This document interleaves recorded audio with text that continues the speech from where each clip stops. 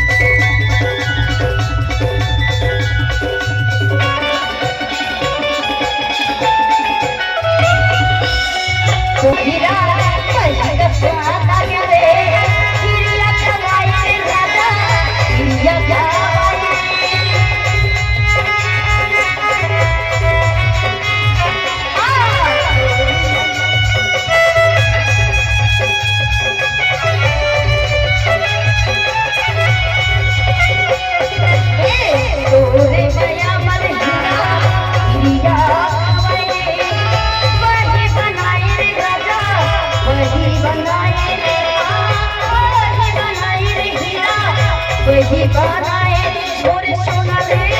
हीरा रे सोना रे हीरा रे हीरा दीवानी अपन माया माता के माया माता के मोला चाही दीवाना रे राजा रे दीवाना रे राजा रे जीना जा एला काहू के दादा एके देख बाबू खड़े हो गया कैसे लगता जी माया हो गई होला कथी बने गोठिया थे दादा होला माया हो गया तो माया हो दीदी माया हो गया अरे दादा जोरदार वाला हो ना एकदम भक्कम वाले तबे दादा जी एकदम आगे आगे जाता तो बोलने दीदी बोला कि दीवाना रे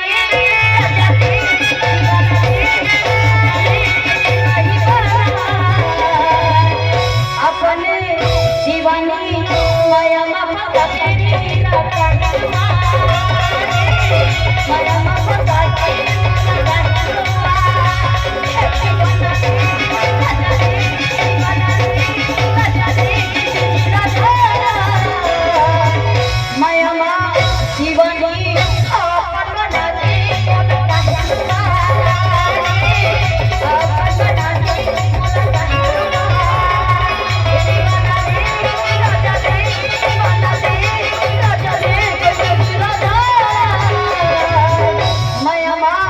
दीवानी